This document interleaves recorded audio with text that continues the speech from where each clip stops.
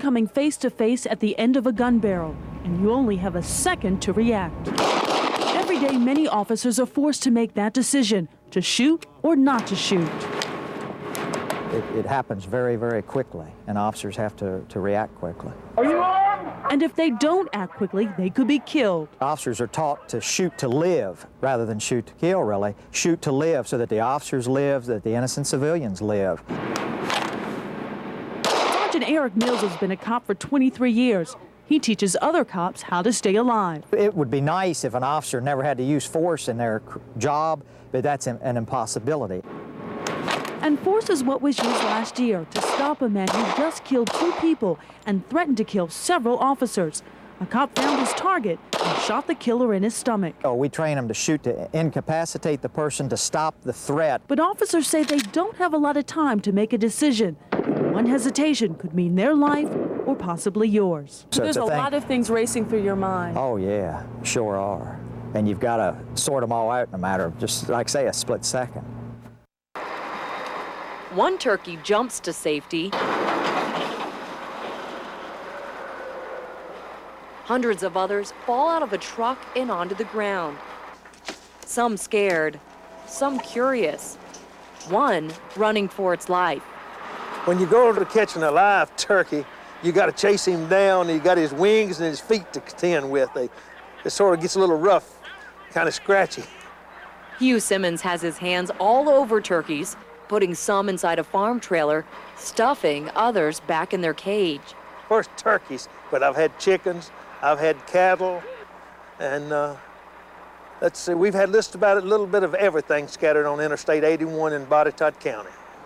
This truck carrying 1,100 turkeys ran off the interstate, flipped and slid, killing about half of them. The driver is in the hospital. It's sad to see this many turkeys go to waste with as many people in the United States as we got that's hungry. The hundreds of turkeys that were killed in this accident will be taken to landfills, but several others, mainly down here that are still alive, don't have much of a future.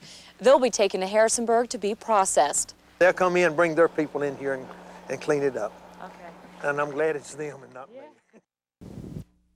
Michaela Fix, born 14.4 ounces, smaller than a Beanie Baby, but strength isn't measured in ounces and pounds here.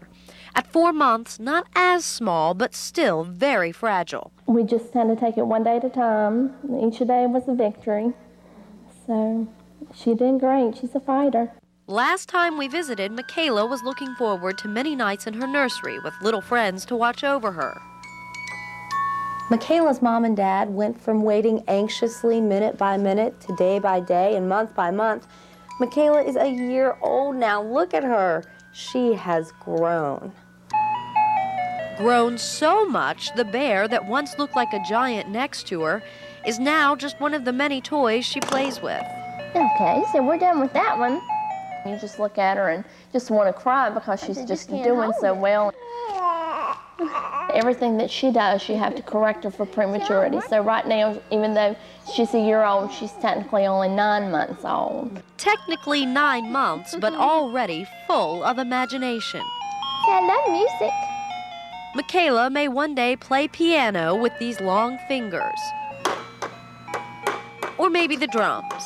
She's just a 100% miracle. Donkey.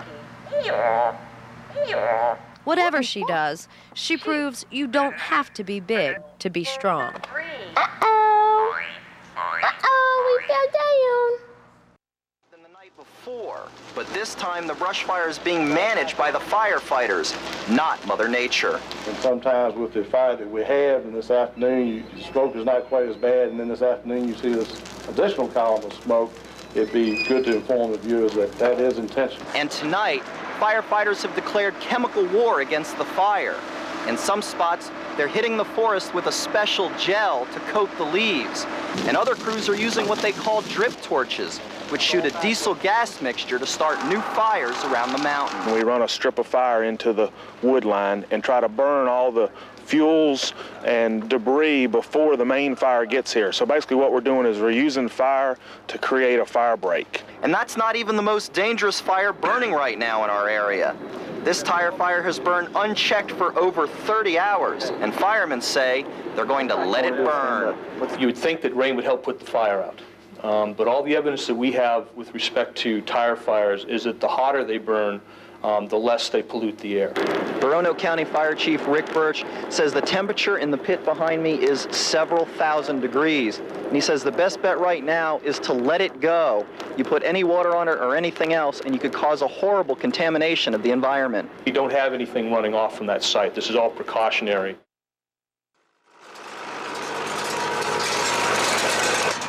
It's just going to be hard for people to live. Keeps it up. It's going to be hard. Linwood Caldwell is slowly watching his hay crop disappear as the sun beats down on his land. He and his hired hands harvest possibly the only crop of the summer season. If we don't get some rain, we ain't going to get no second cutting done. If he doesn't get a second cut, that affects you and how much you will pay at the grocery store, from beef to butter. Hay is what puts your weight on your cattle, keep your cattle alive. If you ain't got the hay to keep them through the winter, you got to sell them. Selling cattle becomes the only way to survive the winter for farmers like Linwood. The on-again, off-again rain showers we've seen the past few weeks don't cut it. It's been the windiest year we've ever had. The wind dries the ground right back out. Fast as the rain comes down, it'll last maybe one day. It's not just a lack of hay that's a concern. Creeks in this area are running dry, meaning cows are thirsting for a drink. Like I said, over at my house, the creek went dry, and I had a big pond. That's the only place my cattle got water last year. Just hard on the farmer today. This cardiac ultrasound shows a patient's heart. A normal, healthy heart pumps about 5 or 6 liters of blood per minute. A heart like this may pump only 1 or 2 liters. A new pacemaker will not only fix a slow heartbeat, it'll improve heart function. Cardiologist Dr. Yelikat Zaman. These two are the pumping chambers. And in these patients, we are talking about what happens is that these two don't work in synchrony with each other. This pumps early and this pumps late. This biventricular pacemaker is inserted here under the skin. It'll have 3 wires like this that are going to go through your heart. Basically, what Dr. Zaman does is he'll take one guide wire, it'll go here in the heart, one guide wire will go here in the heart, and then a third will go on the outside. Basically, that helps the ventricles to work together at the same time to improve the heart's function. What this pacemaker will, for those patients, do is that organize their electrical activity. After the pacemaker is implanted, the patient is re-examined and a new cardiac ultrasound is taken to check for improvements.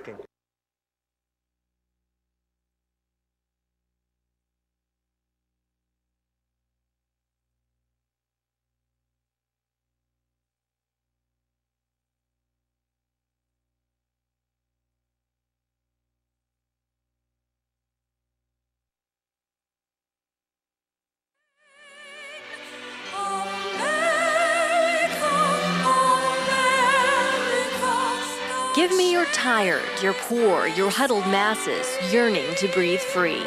From Lady Liberty, the words that call thousands to a land where freedom rings true. America, a melting pot of race, religion, and ethnicity. For years, people have made great sacrifices to get to this place, leaving family, friends, and homeland in search of what they call a better life. She is just thankful to be back in school. For students like Tanmay Patel, the journey begins in a Roanoke classroom. A native of India, Tanmay says just being here is like a dream. I didn't imagine I'm coming and study over here in schools. I didn't imagine India. And one day my dad told me you're going to America. You need to read Diana. The only America Gordana band knew was in the movies. Born in Croatia, Gordana spent most of her life living in Germany, a place she remembers as quite different from Virginia. Everything, the style, the clothes, the people, the money is different. I didn't even know how to give the people money. She didn't know how to speak English either. I knew a little bit of English, how to say, how are you? I'm fine, thank you. Enough to get by, but it wasn't until she started taking a class for students learning English as a second language that the words started to make sense. Let's go back to the inside cover. In classmate Luna June's homeland of Haiti, Luna grew up thinking an education and career for her was out of the question. In Haiti, women stay at homes and men go to work. But now that she's in America, Luna says she's free to shape her own destiny. But on September 11th, dreams of living in a country where freedom never falters were shaken. My mom was calling everybody and seeing if they're all right, and they got really, really harmed from it, really scared, and I really got scared. People after those days got really sad, and they just wear all those ribbons, and so I feel somehow sorry for those people which are included, lost their families, lost their wives, lost their kids, lost their men. But just as American citizens, these students have faith in freedom, in the words of a president. We will not waver, we will not tire, we will not falter, and we will not fail.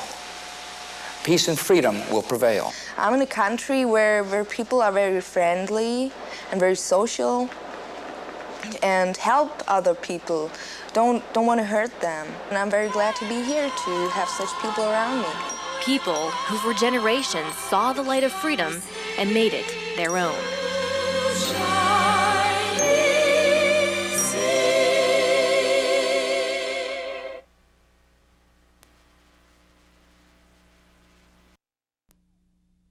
People are always impressed with your energy. Well, I'm higher energy. That's how Mark Warner describes himself, and just follow him around for an hour or two and you'd probably agree.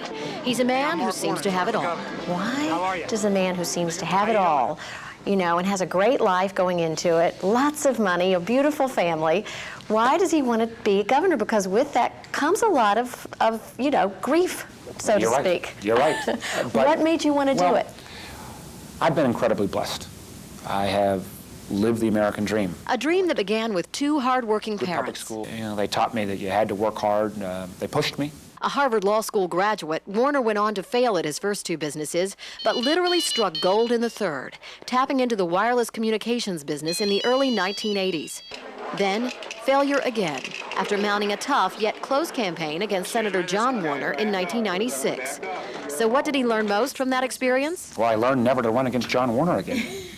Now, focusing on his first statewide office, I understand. Mark Warner still talks like a CEO instead of a candidate. And you still talk about being hired instead of elected. I can promise you, I have no interest in being a career politician. You don't have dreams for the White House? No. No. No. This is my idea of public service is you do real life, you go do public service, and then you go back to your real life. But like his opponent, Mark Warner admits this type of lifestyle is tough on his family and on him as a father. It's hard. I've missed a lot of soccer games. And on his wife.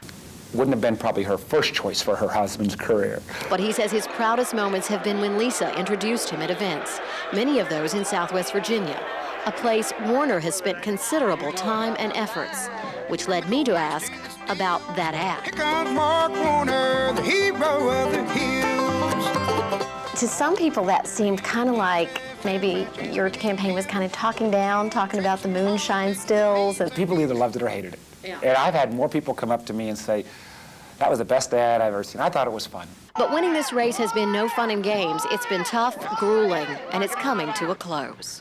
And if we were to be able to tell people about the man, Mark Warner, aside from the political, aside from everything else, what is the one thing you would like people to know about you, the man?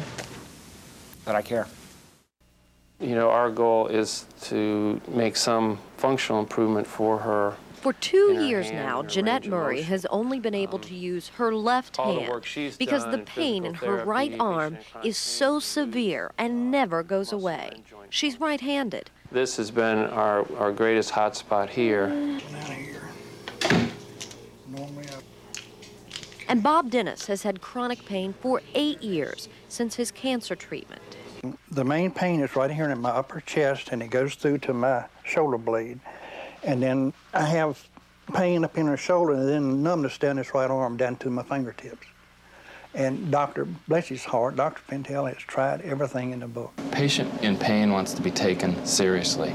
And deserves to be taken seriously. Bob and his wife Susie have tried many things. For now, medicine is helping. It has made things bearable. I mean, there are a few things that I enjoy doing, visiting our grandchildren, and also I love sporting events. The other night she was And Bob loves his dogs, Sophie and Zach. He doesn't let his pain keep him from living. Pain is crazy because it's in different forms.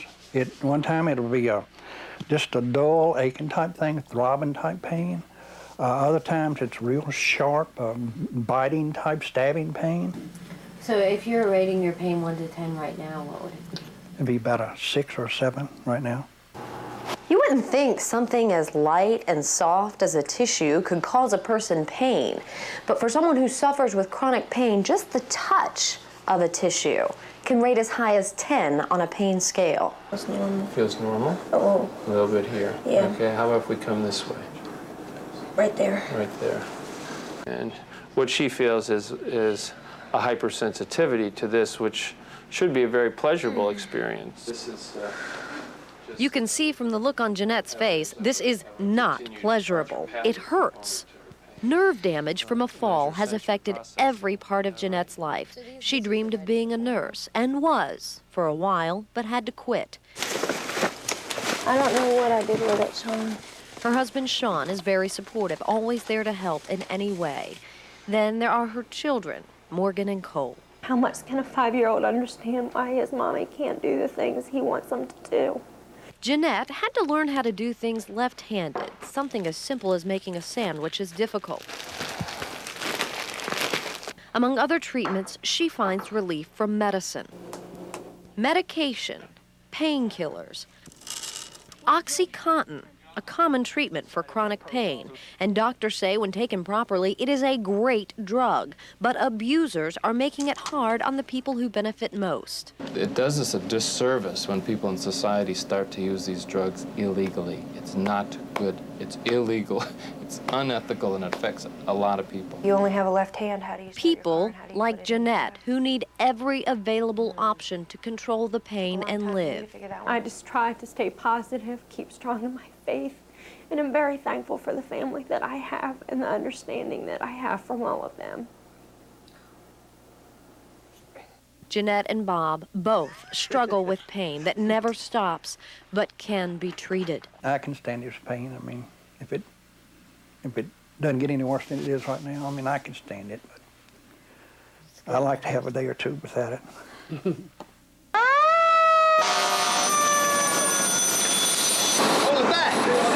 In a matter of minutes, flames tear through the yard sale store in Bedford County. Well, I heard a big crash near the end.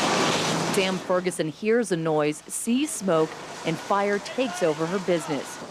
But when firefighters get there, there's a big problem. Hey, wait a minute! Some type of delay. We got the water yet!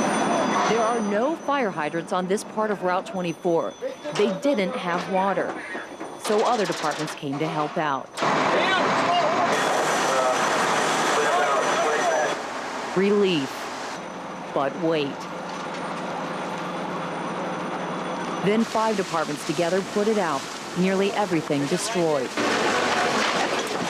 A bulldozer tears down the walls to make the area safe. Investigators will look for a cause once it cools down. Meanwhile, Sam Ferguson doesn't know what she's going to do. Out of their house now. This Ivanhoe man is on a mission to lock a gate, locking us in with the Jackson family at the end of the private drive. It's a battle over who has the right-of-way. The Jacksons have used the drive since they settled here more than 200 years ago. Jimmy and his wife are the only ones who still live here. That's my mom and dad. God love them. When Jimmy's mother died earlier this year, the family ties started to crumble, described here in a poem. Some say it looks like home, some say I don't know. Some say I think it's funny how I used to see home here, but now all I see is money, money. Jimmy says his sisters want to sell the 90-acre farm, taking away the house, barn, and horse he's grown to love. Are you a good boy? Oh, he's my buddy, huh? He's my buddy. The family feud crossed property lines. If they sell, the new people would come through. Neighbors locked this gate for a week in disgust.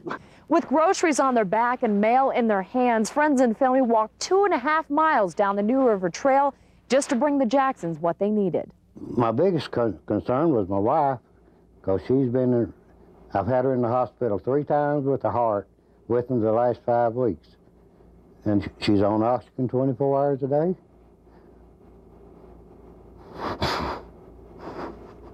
We have to call a rescue squad, and they said they would get in here. The gate opened Monday morning and was supposed to stay that way for 30 days while the right-of-way is determined.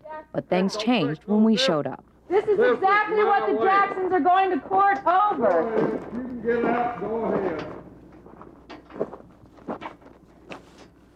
So now we're locked in, just like the Jacksons have been for more than a week. And apparently he says he's not going to let this gate or open this gate for us. So now we truly know what the Jacksons felt like for a week. Within 45 minutes, officers showed up. The neighbor let us go. But if the civil matter isn't settled in 30 days, it could be locked again. Jimmy's plans? I wish I could tell you. I wish I could answer you. I do not know. In Ivanhoe, Shay Christen, News Channel 10. Inside American of Martinsville, the sounds of production will soon get louder. With that will come an additional 200 jobs for Martinsville, Henry County. Across town and other companies, Stanley Furniture says you can expect a little bit more than that. Capacity to do $50 to $60 million and about 300 jobs. That's because both companies are planning major expansions that include the upholstery business for American and home office furniture for Stanley. We're driven by housing activity, consumer confidence, and disposable income. And all of those factors are very positive and have been now for a few years. But as we watch the furniture business boom in Southwest Virginia, the textile industry is taking the opposite turn. As companies move south where labor is cheaper, plants are left vacant and workers are looking for a job. Executives from both Stanley Furniture and American both admit to not knowing much about the apparel industry, but say their company's success has to do with timing. Our business is a service business. Our product goes to hotel, motels, assisted living facilities, where deliveries are crucial and critical. And as people find themselves out of work because of the apparel industry, they may find their next job with the furniture industry. In Martinsville, Mary Francis, News Channel 10. Good evening, Barbara. It's one of exhaustion. The victims are obviously tired, the police are tired, the volunteers are tired, but the horrifying, frightening memories of what happened here a few days ago won't soon be forgotten. All you have to do is look at something like this, a child's music box, which no longer works, and it's almost symbolic of how fragile this community has become. And as I keep looking at devastation like this everywhere, I realize this is a week I will not soon forget. A storm like no other, destroying everything in its path in seconds. It sounded like a freight train. It was just like a jet engine. It was real weird. It's really disorienting. But changing lives forever. It's not there anymore. I want my house back. I don't want a tree in my living room. We met volunteers who skipped sleep. I wonder what sleep means to you. Absolutely nothing. And right now it's just total exhaustion. And insurance adjusters who gave hugs. In whatever way that looks like an apartment or another house. Tears were common. I've loved you for 52 years, and I'll be glad to help you out. It's a total relief because this whole time we haven't known, what we're going to do. But they always gave way to laughter. I had a beautiful mansion, but now I have a mud hut. But I praise the Lord for the mud hut. You're not recording that yet, are you? The beautiful start of each new day here in Moore means one more chance at healing. We're in real good shape, and we're really, really thankful for what we got. And rebuilding. I'm glad that I'm alive. I'm glad that there's going to be a wedding. I'm looking forward to getting married. That's what I'm looking forward to. I grew up about an hour and a half south of here, and during this time of year we always get these tornado warnings, but I never thought too much about it. But after being here for the past week and again looking at this devastation, it just makes you realize how bad this has been. John and Barbara, back to you in the studio.